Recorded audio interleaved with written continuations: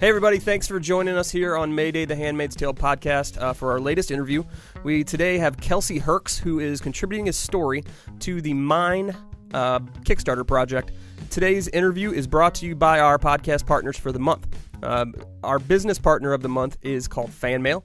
They are a bi-monthly subscription box owned by two awesome women, Rose and Jenny, and they are a Lady Geek subscription box made by geeks, made for geeks. If you have anybody that is interested in things that are geared towards lady geeks, this is the box for you. They have all kinds of awesome stuff. It comes bi-monthly. Right now they are taking subscriptions for their October box, which is called Witch Please. You can get more information about them at myfanmail.com.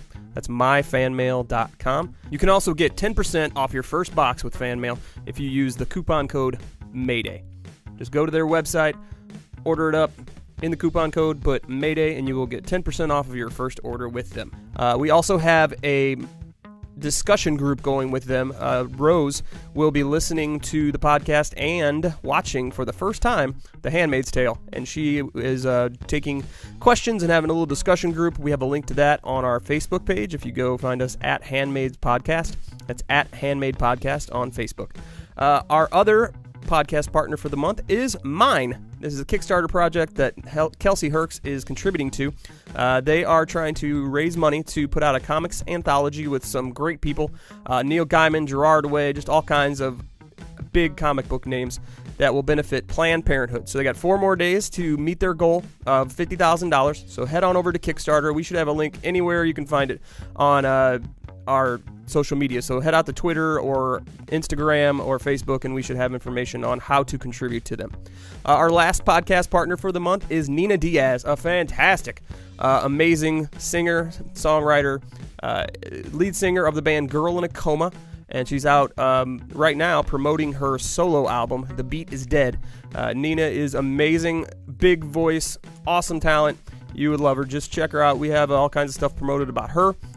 So stick around for more information on her and all of our podcast partners as we bring you some content from them. So without further ado, here is Kelsey Hercs, contributor to the Mine Kickstarter project. Thanks for joining us. Hello, everybody. This is Justin with Mayday, the Handmaid's Tale podcast. Today, we are going to be talking to Kelsey Hercs. She is involved with a project that we just announced our involvement with a little bit over a week ago. This month, we've announced that we are doing podcast partners. So in lieu of doing paid advertisements and sponsors, what we are doing is partnering with different organizations, people, whatnot, that we feel pretty passionately about or that are doing things that we think are perfect for our audience. And one of those things is this project called Mine, which is a Kickstarter project from the website ComicMix.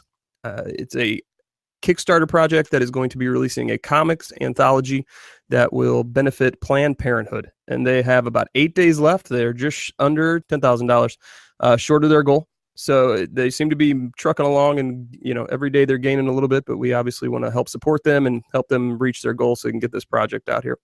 So like I said, right now we have Kelsey Hercs here on the line. Kelsey, how are you? I'm doing well. How are you? I'm doing great. It's nice to meet you. Good to meet you too. All right. So before we get into our little icebreaker game, I want you to let us know how you came to be involved with this project, the Mine project. Well, Joe and I have been friends for a little while.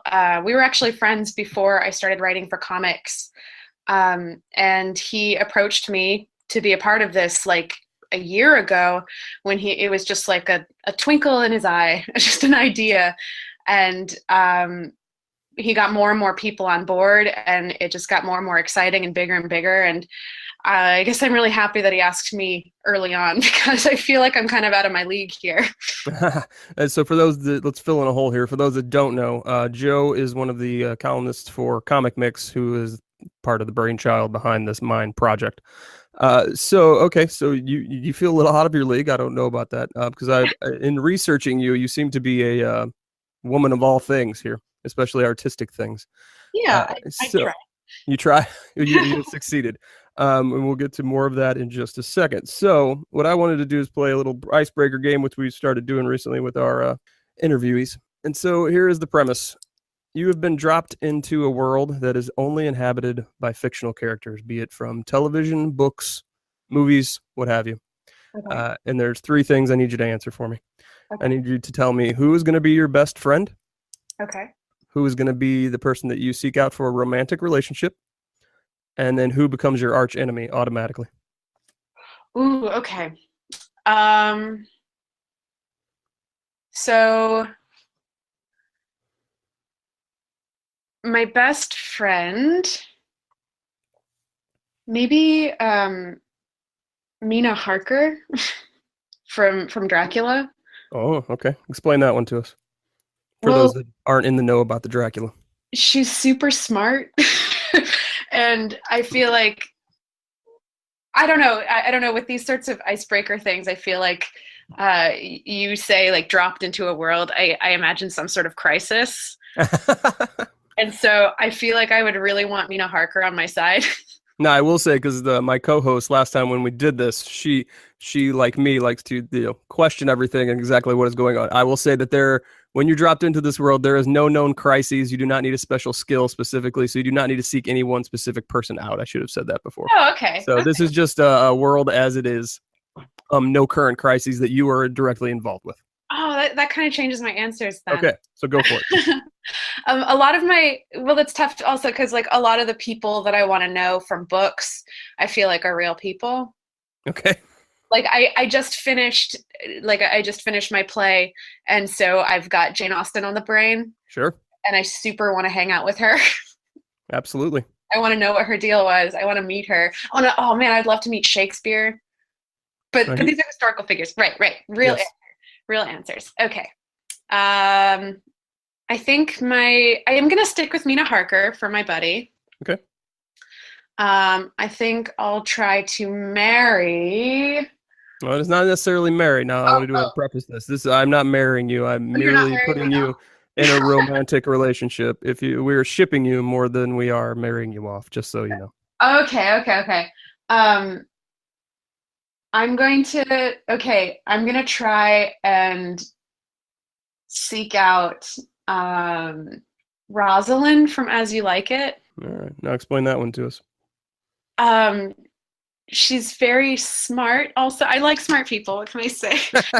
She's really smart, and I think she has a similar idea about love that I do, where she gets really carried away but also tries to be logical about it. And I do the exact same thing. So I think if we dated, we would both be like very logical and very romantic. So romantic pragmatist? Yes, exactly. Excellent. That can be a little messy sometimes, I would imagine. Yeah, it can. All right. And for your arch enemy, do you have an arch enemy? Arch enemy. I try really, really hard to not make enemies. Sure. I'm looking at my bookshelf right now. Who would I not get along with? I'll give you a little primer. And this one to me was a little not a cop out, but a little easy because he's easy to go to. So our last person that we interviewed, she went with Voldemort. Yeah, that seems pretty legit. Right? And I think that he's a great choice, and I think a lot of people will go to him just because there's so little information given about why he is evil. Other than, a little bit of a messed up childhood, that he's so purely evil that he's easy to just make your arch enemy because there's no redeeming quality about him, right? Because I think a lot of people, especially writers and readers, if you find any like semblance of humanity in a person, you don't want to be their enemy. You want to try and fix them. And yeah. And also, I feel like a lot of times I've identified with villains and like appreciated villains a lot. Sure. So like Magneto would not be my villain. Right. And Magneto was one that my co-host brought up, and I was like, well, you have the whole Holocaust backstory. Yeah, exactly. It makes it tough. I wouldn't say I would support him. Right. 100%, but maybe like a little bit. I don't know. Maybe Moriarty. Oh, there we go. That's I don't know. I don't know if I would be a very good nemesis to him. He'd probably like outsmart me every step of the way, but I would really, I would feel honored to have such a clever nemesis. So you would seek him out for the prestige of having him as your arch nemesis. Precisely. And maybe Rosalind and I can bond over trying to take him down. Maybe between the two of us, we can manage it. I'm sure Nina Harker can help you out with all that, correct? Oh, totally. Oh my God. Dream team. See, absolutely. Well, thank you for playing that. See, I love that because it gives me so much insight into our guests. I love doing that. So let's talk about your part in this Mind project. So what are you going to be doing? Now, the information that they gave me was that you are writing a story that is based on sex workers from, I believe, the 1800s until now, and the different ways that they were treated then versus how they are treated now. Am I correct in that summary? Absolutely. Yes. The story as it's written is very matter of fact. It's called Eleanor and Eleanor. And it's just a very plain telling of a day in the life of a sex worker. And I didn't want to glamorize anything or make it seem super gritty or anything. It's just kind of like two normal people doing their jobs that maybe other people don't know very much about. Back then, it was more of a legitimate career choice, I guess, for lack of a better term, or a legitimate job that women had, and it was more mainstream than obviously it's become now. Yeah, absolutely. I mean, it's always been and probably always will be something that's kind of underground. I think until humans get better at talking about sex. So I think that it'll always kind of be underground. But back then, certainly, it was not unheard of for a lady to go into that line of work and save up for like a couple of years and then buy a business. I mean, she might have a hard time getting married after that, but what was marriage back then but agreeing to become someone's property? Right, and that because women had very little, rights in the way of, money and property. And so marrying into a family or into with someone who had money was kind of the goal, right? Oh yeah. I mean, I can't even imagine the desperation because they're a little earlier than when the comic is written, but like for the most part, if you were from a good family, you didn't leave your family until you got married. Like marriage was the only way out of your family's house. And so dovetailing into this, because you were saying that you just did this play. And so the play, for those that don't know, go ahead and tell us about it, because it's basically a little different spin on the Pride and Prejudice story. So go ahead and tell us that, because that will give us a little window into what you know about this. Yeah. So I just finished, I self-produced and starred in a play that I wrote about Mary Bennet, the middle sister from Pride and Prejudice, in which she is waiting for a gentleman that she knows is going to propose. And she kind of reflects on her life and her history, and she realizes that she is a lesbian. And of course, in those days, even if you knew what you were, there was no vocabulary with which to describe yourself. So she kind of has this realization about herself, and then he comes in and is presumably going to propose, and that's what the whole play is. Interesting. And how did that idea come to you? What was what led you to decide this is what I need to create? I was in a production of Pride and Prejudice when I was 17, and I played Mary. And in reading the play, I was like, oh, this is someone who's like super anxious, and she has a lot of social problems, and she has a hard time fitting in with people. I wonder, like, I bet she's really interesting in the book. And then I read the book, and Jane Austen was just so unsympathetic to her. like, man, this girl sucks at parties. Like, now, for those people who have only probably seen the movie or the miniseries version, explain which sister Mary is in the show. Yeah, so she's the one that usually is portrayed wearing glasses, and she plays piano. In the movies, she always plays really badly, but in the books it says she's actually quite skillful, and she reads all the time and she quotes sermons, and she doesn't seem to have an original idea anywhere. Would you think that that is her trying to make a statement about a certain type of woman that existed back then and just putting all those characteristics into Mary? Yeah, I think it might have been.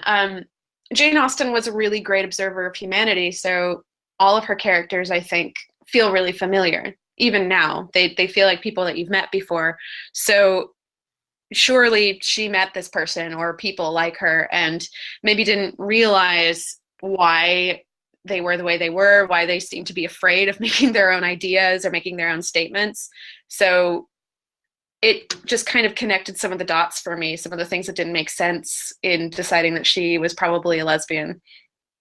Interesting. And so how was the idea about the play received, and how did it go? Because I know it was just last week, correct? Yeah, it was just last week. So it was received really well, actually. Some of the Jane Austen Society of New York came and saw it. Some of the ladies came and they really enjoyed it. And I was really, really moved to hear from them and to speak to them afterwards, because those were ladies who really knew their stuff, and I was kind of nervous about showing them. So those are like the Austen experts, right? The Jane Austen Society. The people in the society. That's crazy. Yeah. That must be intimidating when you know that they're. Did you know that they were going to be there in advance? I didn't. My brother told me right before I went on, and I was like, "Oh, cool, thanks."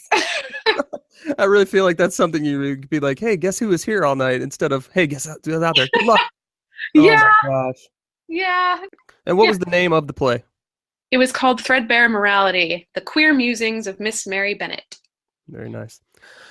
So let's talk a little bit more about the Mind Project. And with the Pride and Prejudice, I think if people don't know, there's this family and there are 4 daughters, correct? 5, actually. 5? Who am I missing? Everyone always misses Kitty. Kitty and Lydia are always joined at the hip. So. Oh, yes, you are correct. I apologize to all my Jane Austen fans out there. So they're trying to marry, especially Mrs. Bennet is trying desperately to marry all her daughters off. Mm-hmm. So this is where I think this kind of dovetails into your women just needing to marry themselves to improve their state. To be honest, my interest in this was kind of sparked by the new Harlots show that came out recently. Yes. Harlots on Hulu, just like Handmaid's Tale. Yeah, it's really good. That's what I heard. It's like a political thriller, but it's like rival brothel houses instead. They used to have these laws where if a girl was in a house, then she would be, I guess, inspected by a doctor every few months or so, or like once a year, just to make sure that they were all above board. But of course, back then they didn't really have very sophisticated testing techniques, so it would just be like, yeah, you look all right. There'll be an inspection, like a rather probing inspection with all the other women in the room, like everyone else that worked there would be in the room. And so is the health element of it what attracted you to this Mind Project, supporting the Planned Parenthood, which is obviously very important to healthcare access for the women. So talk about that. What attracted you beyond you having the contact with ComicMix with Joe to the social aspect of this, obviously benefiting Planned Parenthood? Yeah, well, defunding Planned Parenthood is a terrifying prospect, and there's so many buzzwords and so much fear mongering surrounding it, and it's really, really infuriating because people just won't listen to reason about how basic and fundamental women's health is, and not just women's health. Anyone with a uterus needs to be taken care of. There's so many lies and so much fear surrounding it. And what do you think the number one misconception would be for those people that just don't get what Planned Parenthood does? Oh, it's the abortion thing. It's absolutely the abortion thing. Like they think that They think that like Planned Parenthood is doing an abortion a minute, and it's simply not true. There are statistics that I don't have at my fingertips at the moment, but compared to all the other services that they do, all the testing, all the other forms of family planning, all the education, that one thing somehow dwarfs in the public consciousness every other essential piece of health coverage that Planned Parenthood takes care of. Planned Parenthood takes care of people. It's not this like nasty, dirty, secret back alley, like seedy place that the world has turned it into. It's absurd. It's absolutely absurd. It absolutely is. I think and all the other part is for conservatives, who are the vast majority of the people that are trying to get rid of this. Right now, they control the message, unfortunately, for a lot of people. And if you look around the country, one of the things that I've found really interesting that I'm trying to kind of wrap my head around is you look at a show like The Handmaid's Tale, or you look at the landscape of pop culture and art right now. And in my opinion, it's more diverse and inclusive than it's ever been. And there's more outlets for voices of, people of color and LGBTQ community to get ideas heard that would have never been heard of even probably 5 to 10 years ago. But you look around the real life political, what is happening to actual human beings landscape, and it is like the polar opposite. And it just amazes me. And it's one of those things I want to ask people just to get their perspective on it, because it kind of blows my mind. There's always pushback, right? Like whenever there's a step forward, it scares the people that are already in power, because they see granting other people equality and granting other people rights as taking rights away from them, which is childish thinking, but here we are. Childish is the order of the day. Yeah. It's you know the Weimar period? I do not. So in Berlin in the late 20s and 30s, into the 30s, it was like the place to go if you were a queerdo or a weirdo or an artist or anything like that. Like, you wanted to be in Berlin in 1930 something, because it was just the best place to go. There were all these clubs that catered to people of different gender expressions and sexualities. There was all this research going on about transgender people. There were some of the first gender affirming surgeries happening. Like it was like super, super progressive. Now, of course, we know what happened like right after that.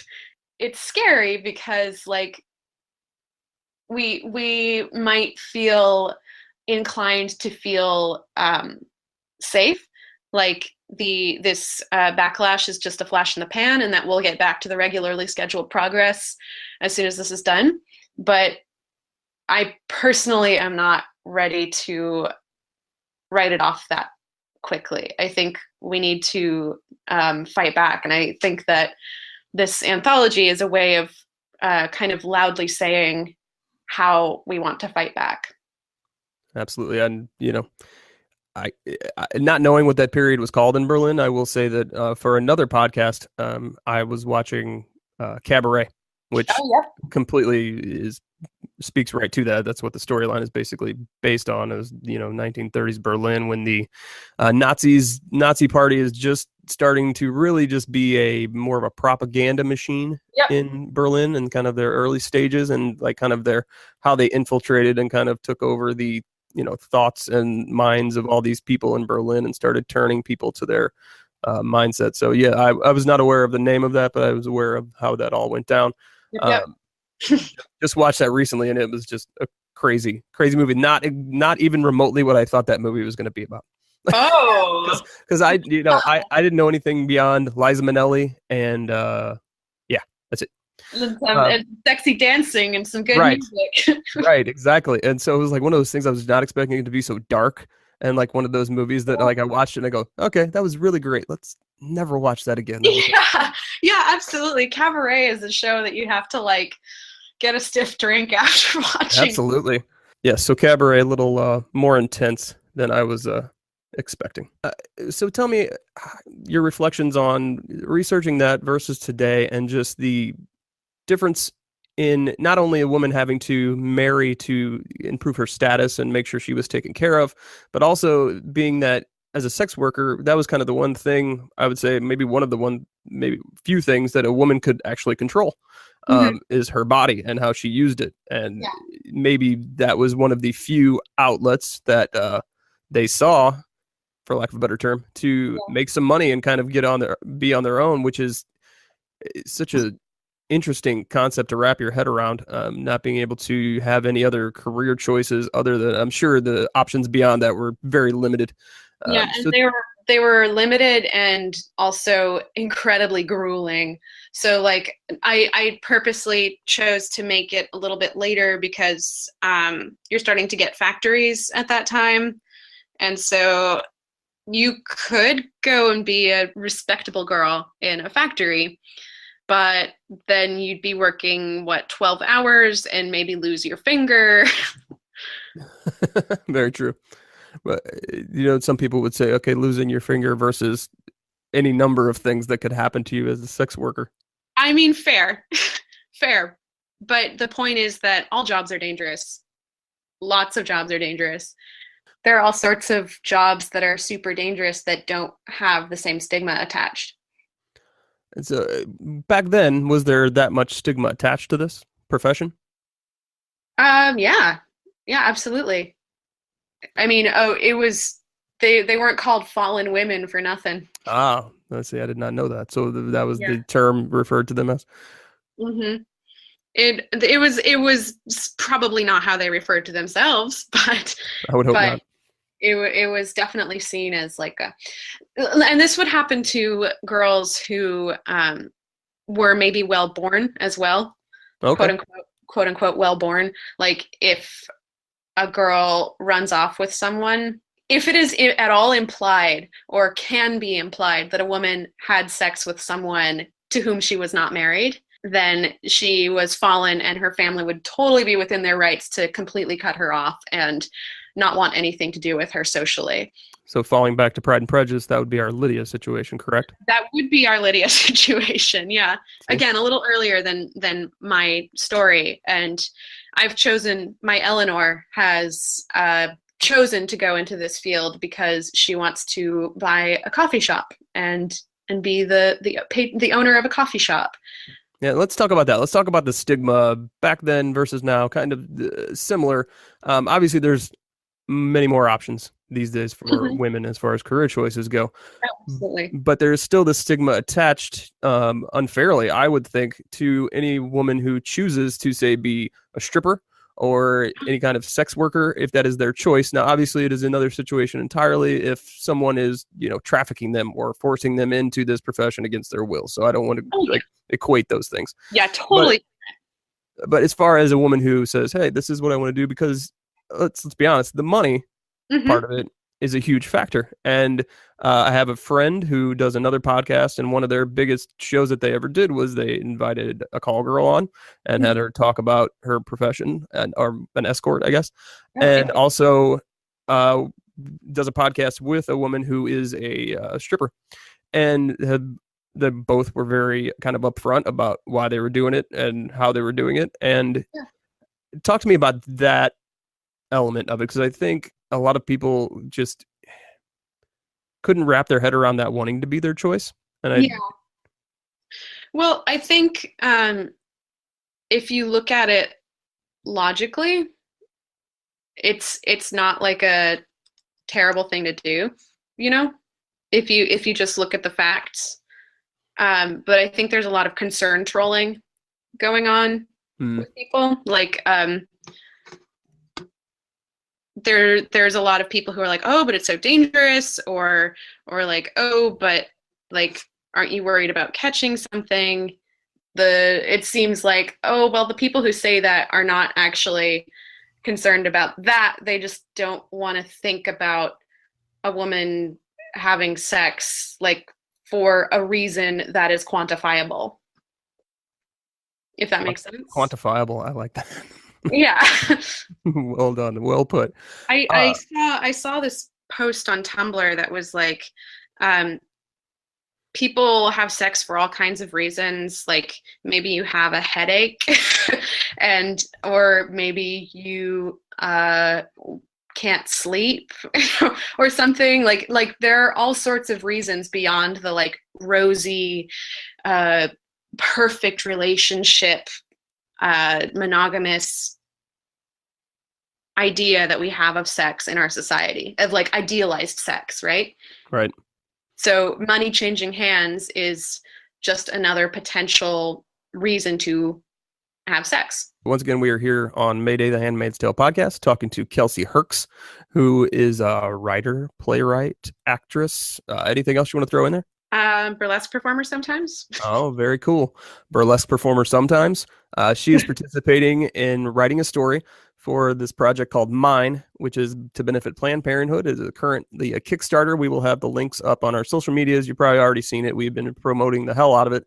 They have 8 days left in their to reach their goal, which I believe they're just short of $10,000. So 8 days to raise 10,000, just under 10,000, should not be impossible. They've been going at a pretty good clip here lately.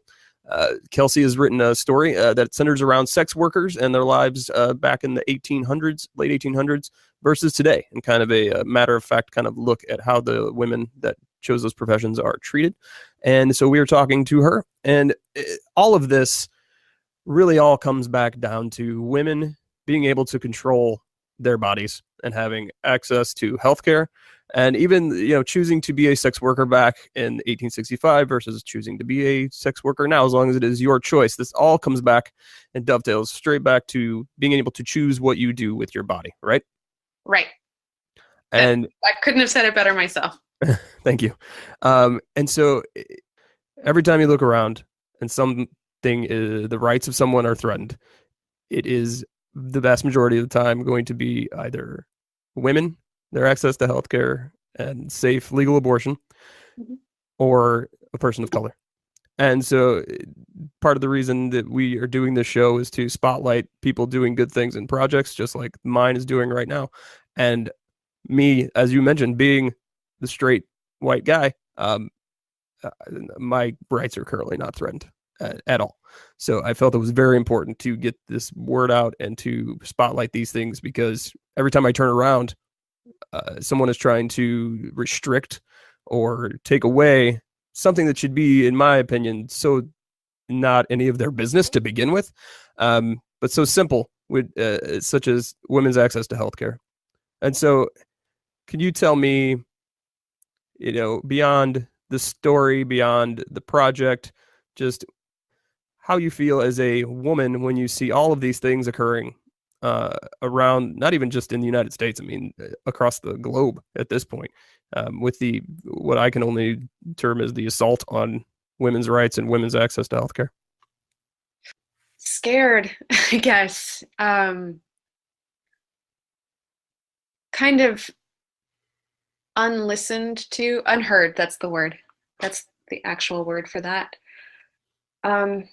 Yeah, it's really surreal, actually. Being a kid and being told that you're just as good as any boy, that you can do whatever you want someday. And then growing up and finding that actually that's not really true, and that the world is so unfair in ways that should be old, should be finished. That there are fights that you're still going to have to fight, even though you were told that they're already done.